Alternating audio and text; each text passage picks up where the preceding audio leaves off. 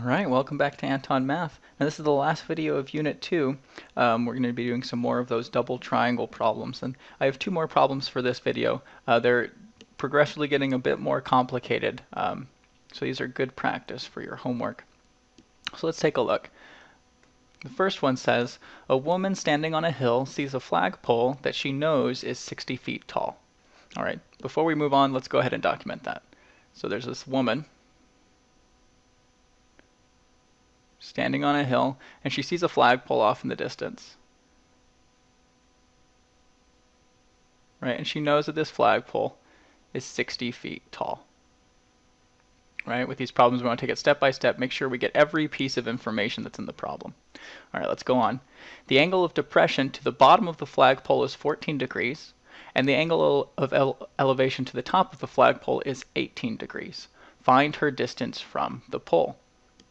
Okay, so her distance from the pole, that's going to be this line here, this line of sight line, right? That's the most direct distance to the pole. We have an angle of elevation from this line of sight to the top of the pole, and an angle of depression from the line of sight to the bottom of the pole. So we can document this all down. What we want to know is this distance here, this middle line. We'll call this x, right? This is the distance between the woman and the flagpole itself. Our angle of elevation, well, it's the second piece of information here actually. The angle of elevation is 18 degrees. And the angle of depression here is 14 degrees. Right, so we want to find this distance x. And this may seem like a bit of a difficult problem. How do we do this? It's not so straightforward as the last two that we did, but let's jump in and see what we have. Now I have no information about these two lines directly from the woman to the top and the bottom of the flagpole, right? I don't know anything about those, so we're not going to really concern ourselves with those. Now I do know this total length of the flagpole, but because I've broken this up into two triangles, we need to label this a little bit differently. So let's go ahead and label this bottom part A. And I'm not going to label this as a different variable. We want to use as few variables as possible. So I'm going to label this top part of the pole, that's a part of this other triangle. I know that the total is 60 feet and the bottom is A, so I can label this top part as 60 minus A. Right? So the way that I've done this here, I know the total is 60, and I only need to use one variable because of that total to label these two different sides. That's going to minimize the different variables we need to solve for, right? So first, let's look at this bottom triangle. This bottom triangle, I have an angle 14, I have the opposite side and the adjacent side. So we're going to be using tangent here. And there's lots of different ways to do these problems. You'll find that I usually use tangent. Tangent's usually a good way to do them. So here, let's take a look. I know that my opposite over adjacent, or A over X, this is going to be equal to tangent of 14 degrees. Okay, so that means I can multiply both sides by x and I get A equals x tangent of 14 degrees. Okay, well, I can't really go any further here, but we're going to be able to use this information here in a second. Now let's look at my second triangle. My second triangle gives me that my opposite is 60 minus A, my adjacent is x, so I have 60 minus A over x. Well, that's going to be equal to tangent of 18 degrees, isn't it?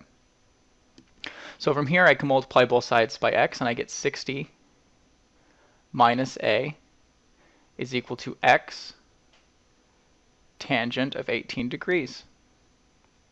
Okay, well, that's good, but let's take it a little bit further.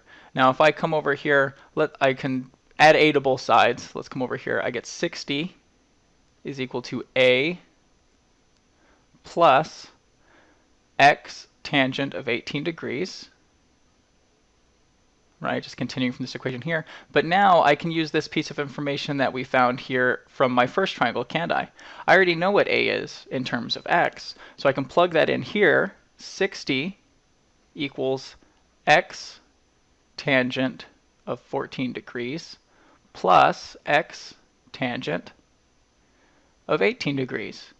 So you see what we've done here is we introduced this variable a in order to split up this length into two pieces. But this variable was just kind of a dummy variable. We'd never actually need to know what a is. It just acts as a placeholder until we can get two different equations that both have a and x, and we can substitute this a in for this a, and now we have an equation with just x. Now this equation is perfectly solvable for x. Now remember, whenever we're trying to isolate a variable to solve for just that variable, we get every term that has that variable in it to one side, which we already have here, and then we're going to factor out that variable. So this next step, 60 equals x, right? I'm factoring this x out, so it's x times tangent of 14 degrees plus tangent of 18 degrees. Now I can divide both sides by this entire quantity here, and I'm going to get that x is equal to 60 divided by tangent of 14 degrees plus tangent of 18 degrees. Now plugging this into my calculator, this gives me that x is about equal to 60. Now tangent of 14 degrees, that's about equal to 0.2493. And tangent of 18 degrees is about equal to 0.3249. Right, this is just so that you can check. What this check is if your calculator is giving you something other than these numbers, then you're probably in radian mode. So then switch back into degree mode before you do this final step. If you're sure you're in degree mode, of course, you can just plug everything in at once, and we get that x is about equal to 104.48 feet. All right, so the woman's total distance from the flagpole, this x value right here, is 104.48 feet, or about 104.5 feet. Okay, so a little bit more complicated. All right, now let's go ahead and erase this. This next example is even more complicated. Not a whole lot more, but just a little bit more. So let's take a look. A hot air balloon is floating above a straight road.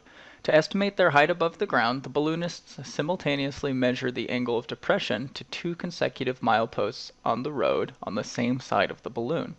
The angles of depression are found to be 20 degrees and 22 degrees. How high is the balloon? Oh, it looks like I spelled balloon wrong there the second time, didn't I? But let's go ahead and document this down. Let's draw a little picture. This is my hot air balloon. Again, I am not an artist, am I? This is my hot air balloon, and the balloonists are trying to calculate their height. They want to know how high they are, so they look down on this road, and they look at these two consecutive mileposts here. We have these two consecutive mileposts, and they're measuring their angle of depression to these two mileposts. So let's go ahead and draw out what we're looking at. We have these two mileposts, and we're trying to find the height of the balloon. And so we're going to try to make our triangle. This triangle is going to look a little something like this, isn't it? Now the information that we're given is angle of depression, right? So from the line of sight of the balloon, the angle of depression is 20 degrees. So that's going to be this smaller angle. And 22 degrees is this larger angle, isn't it? It'll be 22 degrees. And we're looking for this height, h. Now we're not ready to jump in and start using triangles yet, because right now we just have these kind of exterior angles, so we need to correspond that to the triangle. Now we have some rules. If we have these two parallel lines, notice that this line is intersecting these two parallel lines, these two horizontal lines, at the same angle, isn't it? Because this is just a straight line, it's not changing. So if this is 20 degrees up here, then down here this is also going to be 20 degrees. Or if that's not clear, you can think of it, if I kind of finish this out and draw another triangle up here, you see that these triangles make a rectangle. So if this is 20 degrees, this is 20 degrees. In fact, we could use this triangle up here to solve the problem. I just want to use this one here. It'll make it a little easier, or looks a little cleaner, I think. So if this is 22 degrees, by the same thing, we can do another little triangle here. This is also going to be 22 degrees. And then we have our right angle right here. Okay. Now the other piece of information that's not obvious on this one is, you notice we don't have very much here, but I do know that these are two consecutive mileposts, right? So that means that this distance, this little distance here is 1. Now we needed a little dummy variable like we did in the last problem. So I'm going to make this distance between this milepost and directly below the hot air balloon is going to be A. So we know that this entire distance here is A plus 1, isn't it? Okay, now we can start using SOHCAHTOA to try to get some information out of here. First, let's look at this little triangle here. This little triangle, I have this angle of 22 degrees, and I have the opposite and adjacent sides. Again, I don't have the hypotenuse, so we're going to be using tangent here, aren't we? I know that h over a, my opposite over my adjacent, that's going to be equal to tangent of 22 degrees. Right? So multiplying both sides by a, I get that h equals a tangent of 22 degrees. Okay, so we're going to leave this part alone for now. Now what I need to do is I'm going to use my other triangle in order to figure out what a is.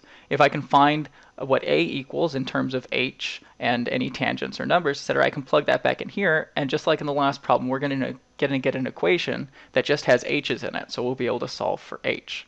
Okay, so let's use my big triangle now to do that. Now, I'm going to try to solve for a. So I don't actually want to look at h over a equals tangent of 20, right?